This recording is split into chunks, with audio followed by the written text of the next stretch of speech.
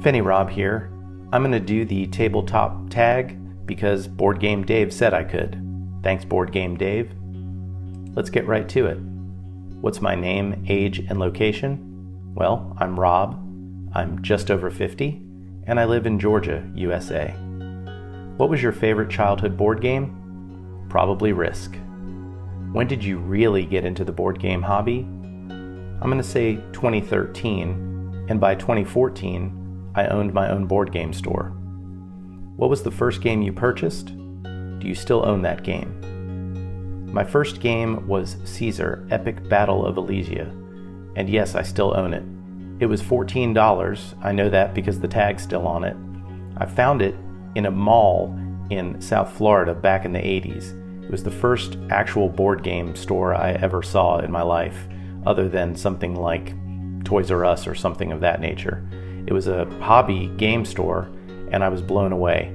I saw the box, I saw the chits on the back of it, and just imagined having an epic game like Risk, but somehow better.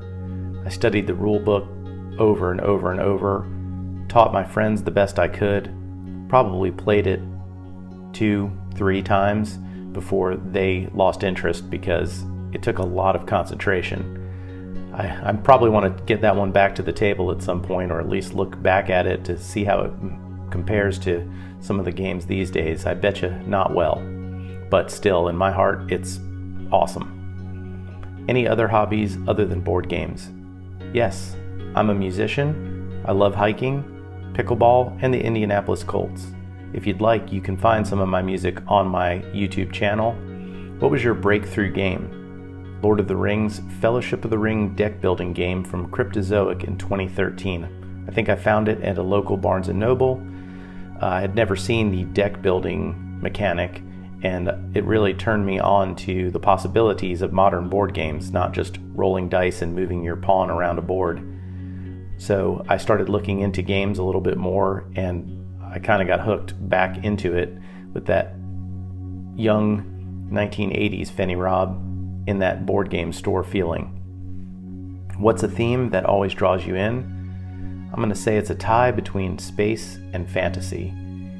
Anything having to do with Lord of the Rings, I'm already interested, and space seems to just have endless possibilities, so either of those usually will get my attention, even if the mechanics are the same as some other theme. So space and fantasy, that's what I'm going with. What's your favorite mechanism? I usually say area control, even though I'm not that great at it, and I'm actually better at worker placement games, and I really do enjoy worker placement games. What's a mechanism that you don't like or that you aren't good at? Well, I'm not really good at area control, even though I like it, but I think as far as dislike goes, I don't think I enjoy deck building as much as I did when I first started in the hobby, and sometimes I don't like drafting either. I think it's because I just don't like giving up things that I have acquired.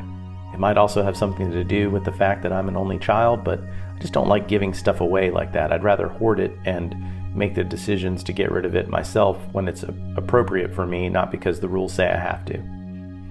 What are the newest games in your collection, and have you played them? My two newest games are A War of Whispers and Art Robbery.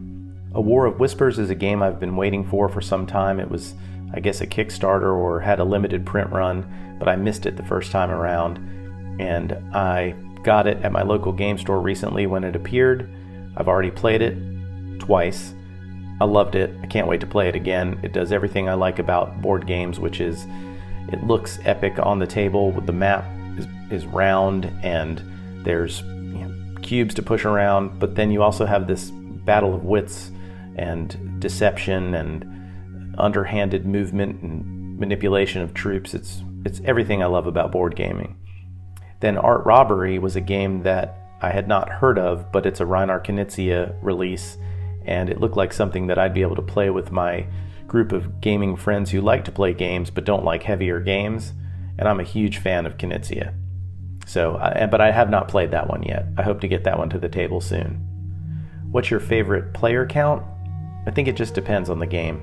I don't know that I would play a game that has more than 10 people playing it, and if that's the case, it needs to be something like One Night Werewolf or Bang the Dice game with expansions or something. What is your board game pet peeve? I'm going to call it unwarranted analysis paralysis. Sometimes in games you need to AP because the situation is dire, it's the end of the game, you're looking to make your last play, someone just triggered the end game condition. But sometimes people AP even in a tactical situation where there's so many unknowns and it's impossible to choose the correct move, but they want to take time to make that correct move anyway. I find that to be selfish in some sense, and I don't enjoy that when I'm at a table and that's going on. What player color do you use most often? Usually blue because it's more available, but I really like playing pink, orange, black, or white whenever I can. Do you open and punch a game right away, or wait until you play it for the first time? I usually wait until I'm close to getting it to the table, but now that I have a board game channel, sometimes I open it to do an unboxing video, or maybe because it's a game that one of my friends got on Kickstarter and is the FOMO, and I want to get it out there as soon as possible.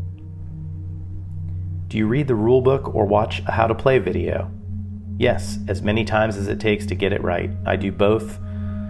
The order just depends on what's available to me. Oftentimes I'm looking at the videos so that I can decide if it's a game I really want to buy anyway. Most of the time I'm the one that teaches the games to my group, and so I want to make sure that I have all the rules together so I don't lose people in the process, because sometimes you look across the table and you have those dead-eye stares and you know you're losing them, and I don't want to do that because then it's hard to continue to get them to want to play the game. What's your favorite snack to eat while playing board games? I'm going to probably say beer. It's got some carbs, a little bit of protein, and lots of fluid. Have you ever been to a board game convention? If so, which ones? I'm not sure that I've been to a board game convention proper. When I owned the board game store, I did a couple of conventions myself locally with about 75 to 100 people, and those were definitely board game conventions. But when I go to conventions, it's usually ones close by, and Dragon Con and MomoCon are in Atlanta, and while they're not board game conventions per se, they do have a robust gaming area and a library, and there's usually dozens of people to play games with, and it's really kind of chill, relaxing, and a good time. So I'm going to say Dragon Con and MomoCon. What's an unreleased game that you are most looking forward to? I don't really keep up with a lot of the Kickstarter stuff, so I'm not real sure if there's anything hot like that I've been looking at. The game Distilled looks to be like something I might be interested in, and I think there's a reprint of Ra coming around, and that is Reiner Knizia, and I'm probably going to pick that up as soon as it's available. What's your favorite thing about the board game hobby? I'm going to say human interaction and also competition. I like to play games around real people. I enjoy playing on stuff like Board Game Arena, but at the same time, it's just not quite the same. It's more convenient, don't get me wrong. And I also love competition. If you watch my channel, you'll see me competing against my friends JP, Super John, Evil Jeff, and while it seems like we are always at each other's throats, that's not really the case. We exaggerate it, but we are very competitive and we all want to do well and win, and I really like that. It's a healthy competition, and there's something about that. I think it just makes me a better player. Other people you would like to see do this tag? Two of my favorite channels to watch are The Discriminating Gamer and Marco Omni Gamer, so I would like to see Cody and Marco do this.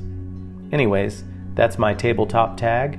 Thanks for watching. I hope it was somewhat informative. While you're here, why not subscribe to my channel? Take care.